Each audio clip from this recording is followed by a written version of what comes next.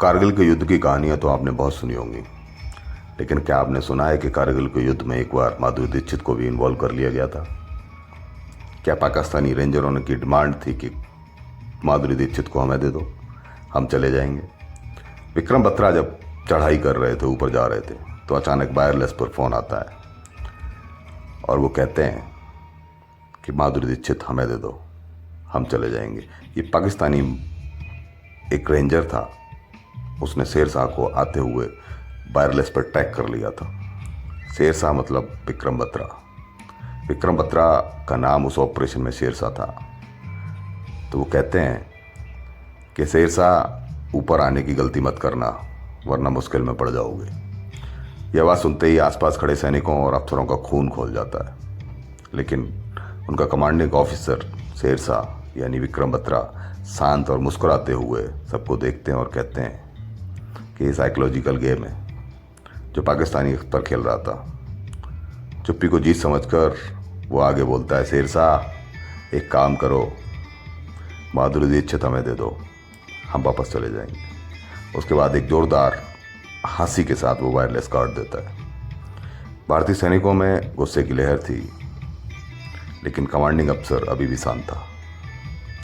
पता नहीं क्या सोच रहा था विक्रम बत्रा। फिर एकदम से कैप्टन विक्रम बत्रा ने वायरलेस पर कहा, चल देखते हैं अगले 1 घंटे में 4875 टॉप पर कौन रहता है। और ये कहकर वायरलेस डिस्कनेक्ट कर दिया। 1987 हिमाचल का वो खूबसूरत शहर पालमपुर। स्कूल प्रिंसिपल गिरधारी लाल बत्रा के 2 जुड़वा बेटे होते थे, विक्रम बत्रा और विशाल विक्रम। विक्रम बड़ा था 14 मिनट पहले अपने छोटे भाई से।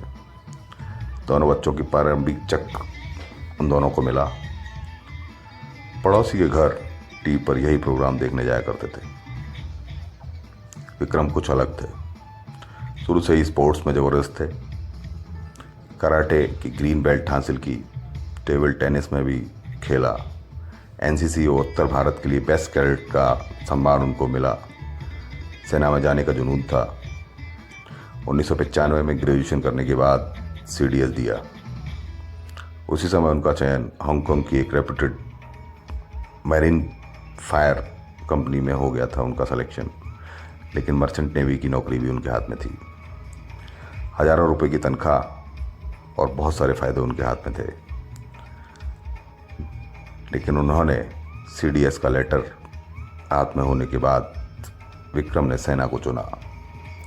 1996 में सेना के चयन हुआ, आईएमए में पास आउट हुए और 13 जैक आरआईएफ में लेफ्टिनेंट बने विक्रम बत्रा। 1998 विक्रम को मऊ भेजा गया। यंग ऑफिसर की ट्रेनिंग कोर्स लेकर उन्होंने अल्फा ग्रेड प्राप्त किया। उसका सीधे सपोर में जाकर उनको एंटी टेररिस्ट ऑपरेशंस में भाग लेने के लिए भेज दिया गया। आतंकियों को मारकर ऑपरेशन को अंजाम देकर बाहर आए। एक बार रात को क्यूआरटी लेकर ऑपरेशन करने गए, आतंकियों को मारा, जंगल में छुपे हुए थे। कारगिल में उनका युद्ध करने से पहले बहुत सारे युद्धों में और बहुत सारे ऑपरेशंस में अपने हाथ आजमा चुके थे और जहाँ जाते थे वहाँ सफलता की बुलंदियों को छू कर आते थे। विक्रम बत्रा एक ऐसा नाम बन गया था आर्मी में कि अगर उनको भेजा गया है तो वो उसको जीत कर ही आएंगे। इसीलिए कारगिल की चोटी जो सबसे ऊपर थी, जिसको भारत को पाना, जिसकी प्रेजेंस पे भारत होना बहुत ज़रूरी था, इसलिए विक्रम बत्रा को वो ऑपरेशन का हेड बनाया गया।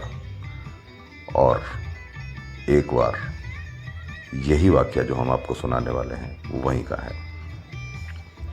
बाद में एक वाकया उन्होंने अपनी एक बहन को बताया।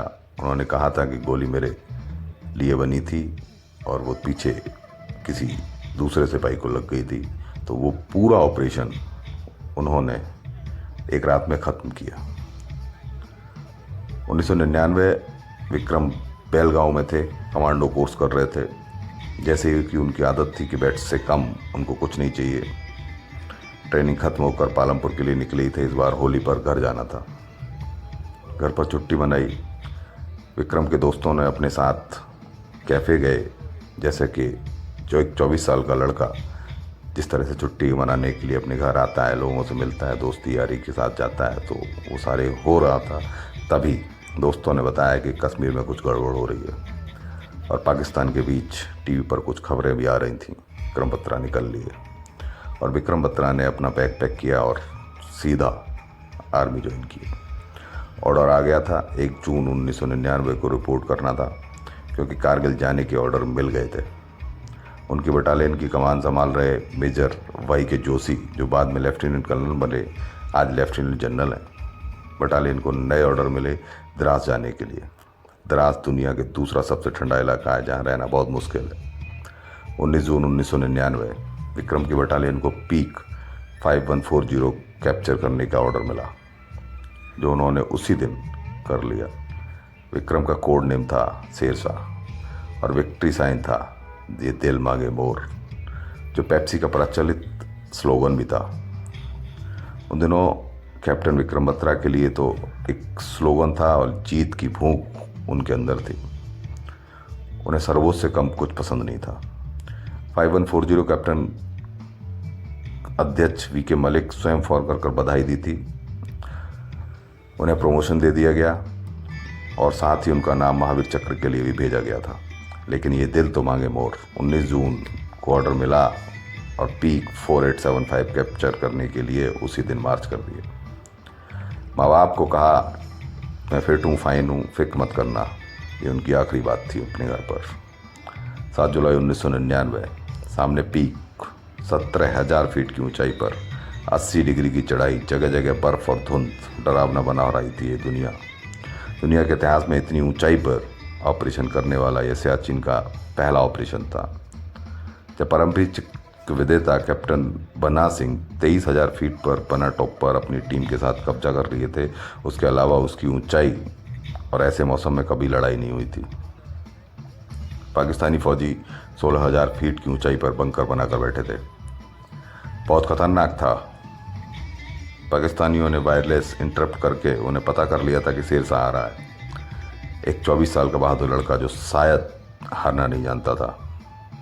पाकिस्तानियों को भी पता था कि अफसर बहुत बहादुर है, इसलिए उसका मनोबल तोड़ने के लिए उन्होंने अफसर को कॉल किया, लेकिन व्यर्थ था।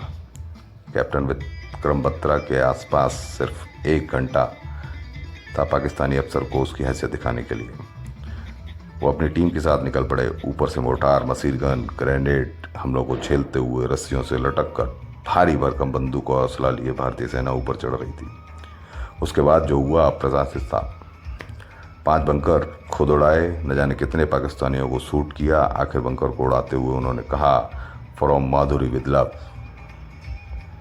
मिशन लगभग पूरा हो चुका था। तभी एक अफसर लेफ्टिनेंट नवीन के पैर के पास ग्रेनेड फटा और वो घायल हो गया। बंकर में कैप्टन बत्रा और एक सूबेदार रघुनाथ थे। सूबेदार ने जेसीओ को बंकर के अंदर लाने के लिए जैसे ही जाना चाहा, कैप्टन ने उसका हाथ पकड़ लिया और कहा, तू बाल बच्चेदार है, हट जा पीछे। और कैप्टन बंकर से बाहर निकल गए। वो जैसे ही लेफ्टिनेंट नवीन को वापस लेकर आए और उन्हें बंकर में धकेल दिया, लेकिन जब वो दुश्मन के एकदम सामने थे, अब कोई रास्ता नहीं था कैप्टन विक्रम बत्रा के हाथ में। हैंड टू हैंड कॉम्बैट होने लगा। 5 पाकिस्तानियों को मारा, लेकिन तभी एक स्नाइपर ने उनको शूट आउट कर दिया। उसके बाद तो दुश्मन जैसे सैकड़ों फायर खुल गए थे। शेरशाह शांत हो गया था हमेशा के लिए। उसके बाद उनको परमवीर चक्र दिया गया। IIM देहरादून में शाम को 4 बजे आज भी विक्रम बत्रा की छवि को पहले खाना खिलाया जाता है, उसके बाद कोई भी कैडेट खाना खाता है। इस तरह मैच में उनको सम्मानित किया जाता है। ये रोजाना का उनका एक शेड्यूल है NCC कैडेट्स का। हर बुधवार शाम 7 बजे चंडीगढ़ फ़ोन करते थे। अपनी उनकी प्रेमिका थी डिम्पल, जिनका नाम था। कारगिल की लड़ाई के बाद शादी की तैयारी थी, लेकिन वो नहीं हो पाया। डिम्पल ने भी शादी करने से मना कर दिया। आज भी वो अनमैरिड है। हम जब 24 साल के होते हैं तो सोचते हैं कि हर महीने सैलरी आएगी, नाइकी के जूते खरीदेंगे, लेवाइस की हम कपड़े खरीदेंगे। लेकिन विक्रम बत्रा एक ऐसा शख्स था जिसने 24 साल में अपने आप को देश को समर्पित कर दिया और इतना बड़ा नाम बना दिया कि आज कोई 100 साल का भी आदमी इतना बड़ा नाम के साथ नहीं जी सकता। अपने आप को अमर शहीदों में गिनती कर ली। इसी तरह की और भी कहानियों के लिए बने रहिए वरुण कुमार सिंह के साथ। धन्यवाद। प्लीज़ लाइक, शेयर और सब्सक्राइब। हमारा ये चैनल इसी तरह की कहानियों को आगे लाने के लिए हम लोग काम कर रहे हैं, तो please support us. Thank you very much.